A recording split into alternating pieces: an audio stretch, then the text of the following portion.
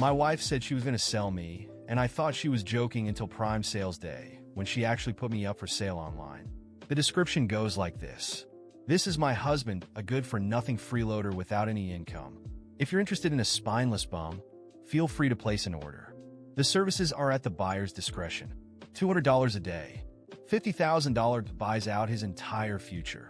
Whoever buys the rest of his life will have him exclusively, and I'll divorce him on the spot. I wish you all the happiness in the world. She posted this to mock and humiliate me, but she never imagined that someone, a rich woman, would actually buy my future. Dexter, I'm selling you. My wife, Samantha Yates, smirked as she handed me her phone to show me the post. My face darkened as I read it. When we got married, I already had my own business. Afterward, she enjoyed the good life I provided. I even built her parents a house back home worth hundreds of thousands and gave her brother $200,000 to help him buy a house and get married. In our third year of marriage, my tech platform company went under. Since then, I've been working from home developing a video game. But in her eyes, that makes me a lazy bum who just plays games all day, never earning a dime. Samantha, isn't this going a little too far mocking me like this? I said, my voice cold. When things were good, I never hesitated to give everything I could for you and your family. But now that I'm down, you throw this in my face too far. You've been holed up at home for 2 years doing nothing but gaming. Am I wrong to call you a waste of space? She scoffed. And don't flatter yourself. No one's going to buy you anyway. It doesn't matter if anyone does.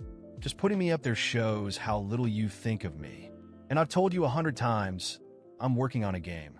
When it takes off, everything will turn around. Get a grip, Dexter. You'll never turn things around. Oh, and how can you be so sure of that? She sneered. Go look in a mirror. You look like a bum. The only difference between you and a street beggar is your clothes, and you're still talking about turning things around. My time is going into developing the game. Enough. I don't have time for your excuses. She grabbed her bag and headed for the door. It's past 8 p.m. Where are you going? I asked. To work, obviously.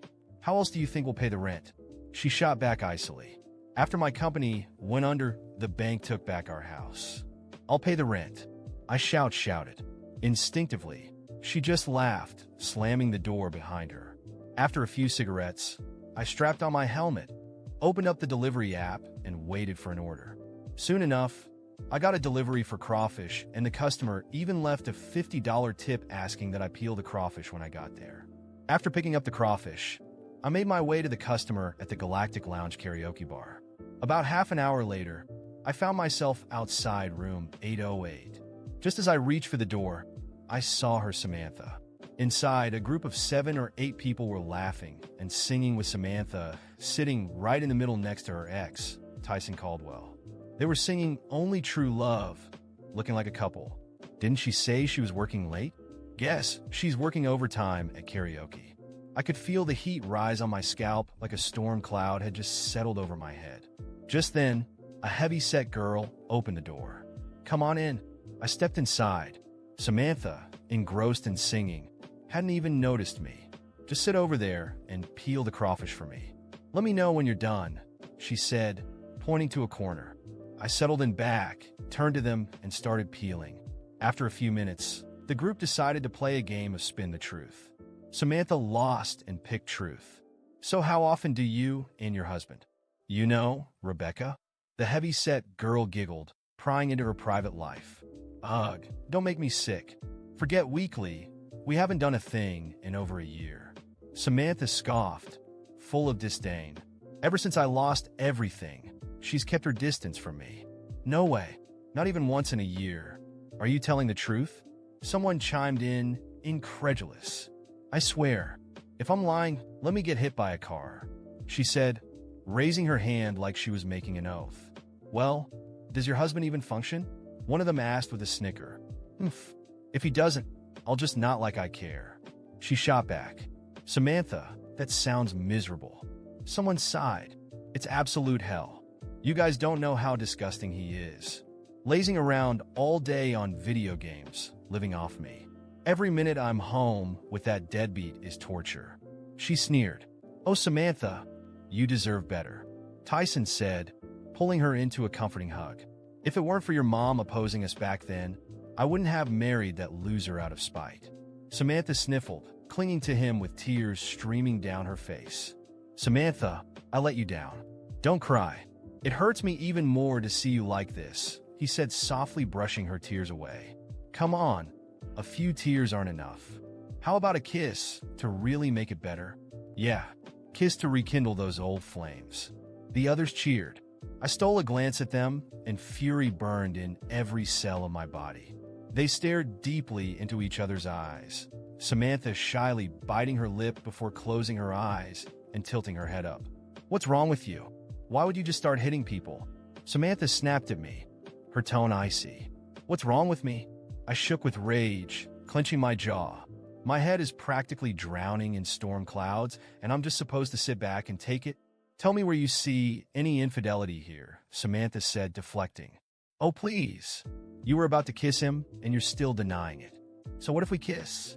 Are you going to lose some imaginary pride over it? If I'm shameless, who's to blame? You?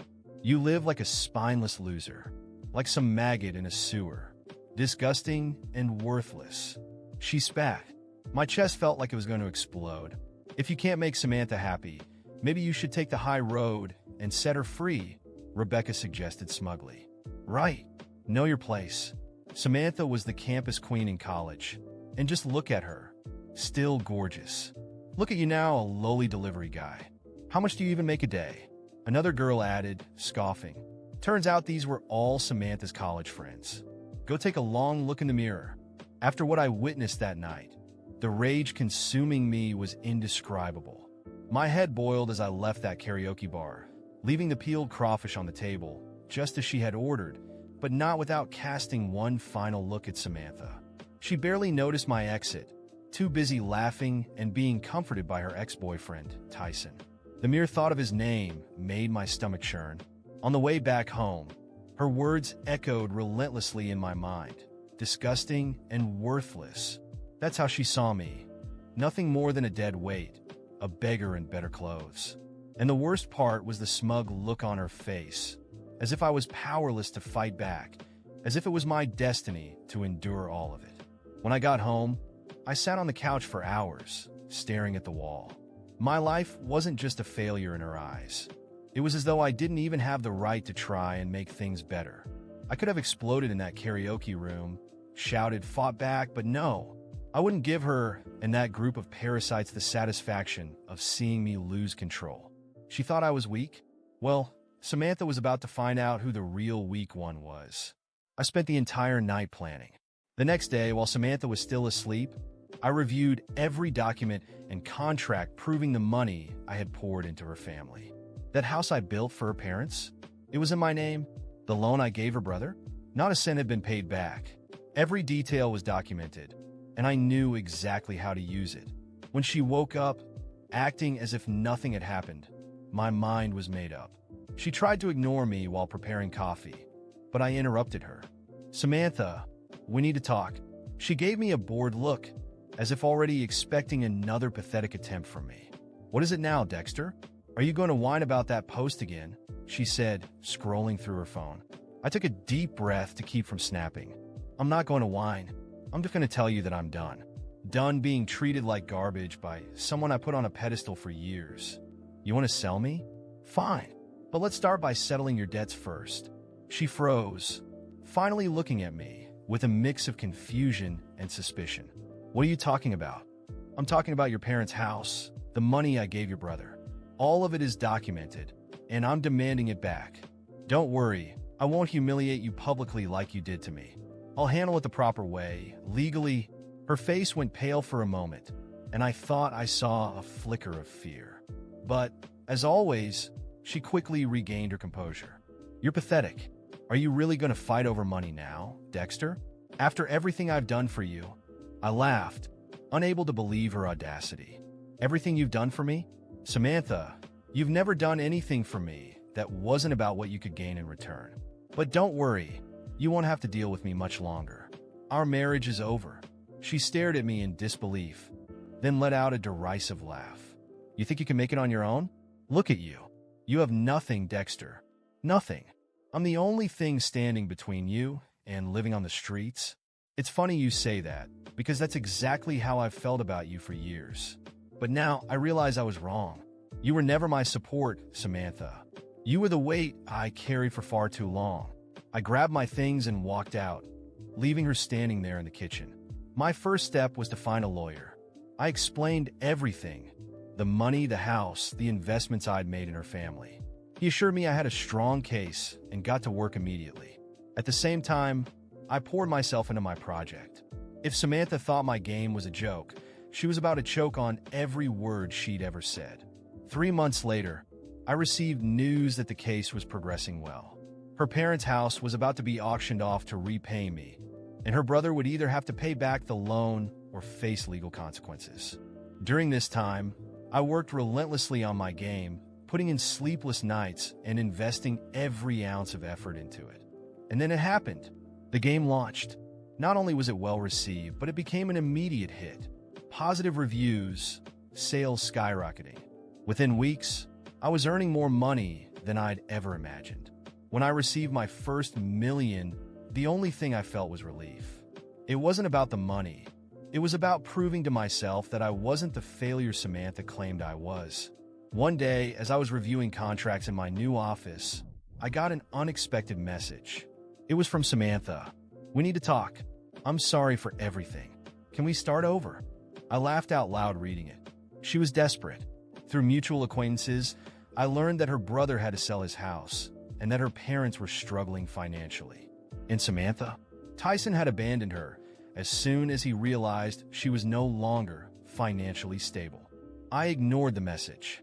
Samantha was part of a chapter in my life that was closed for good. Today, I'm focused on the future, on my success, and on never letting anyone treat me the way she did again. Because contrary to what she believed, I was never weak. I was just waiting for the right moment to show my strength. When I received that message from Samantha asking to talk and start over, I felt a mix of disgust and satisfaction.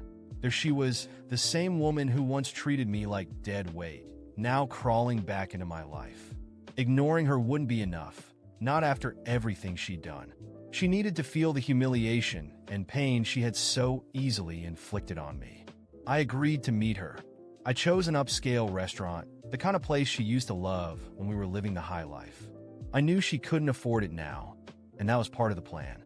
When I arrived, Samantha was already there, dressed in an outfit that clearly didn't match the sophistication of the venue. She tried to look elegant, but her tired expression and fake smile gave away her desperation. "Dexter, you came," she said nervously, forcing a smile. "Of course I did. How could I miss an opportunity like this?" I replied, sitting down calmly. I ordered the most expensive wine on the menu, making sure the waiter announced its price out loud. Well, I wanted to apologize for everything. I was such an idiot. I didn't know how to appreciate you, Samantha began, her voice rehearsed and shaky. "Oh, don't worry. I appreciated you enough for both of us," I retorted, my smile cold. She went on, talking about how everything had gone wrong for her, how Tyson had abandoned her, how her parents were about to lose their house, and how she missed the man I used to be. Every word felt like a pathetic attempt to gain my sympathy. I let her talk, watching every gesture, every fake expression of regret. "You know, Samantha, you're right. I've changed, but not because of you. Despite you," I said, my voice firm. "You humiliated me, treated me like garbage, exposed me to the world as a failure. And now that you're at rock bottom, you expect me to save you." She tried to defend herself, but I raised my hand, cutting her off. "I'm not finished. Do you know what I did after I left? I worked. I fought. I proved that I'm so much more than you ever imagined. Today, I have a multi-million-dollar business, international contracts, and people who respect me. And do you know what you have? Nothing. Because that's exactly what you deserve." Her face went pale. The people at nearby tables began glancing our way, sensing the tension. "Remember that ad you made to sell me?" I continued, leaning slightly forward. "Well, Samantha, today I wouldn't pay a single cent for you." She started crying, and for the first time, I felt something like relief. I didn't need to yell or do anything more. Her tears were proof that she finally understood the magnitude of what she'd lost. I stood up, placing cash on the table to cover the bill. Before leaving, I looked at her one last time. Good luck, Samantha. You're gonna need it. I walked out of that restaurant without looking back. Not because I was running away, but because that chapter of my life was finally closed.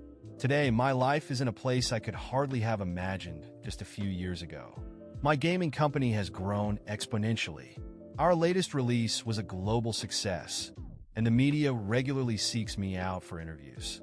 I live in a modern home overlooking the ocean, surrounded by people who value and believe in me.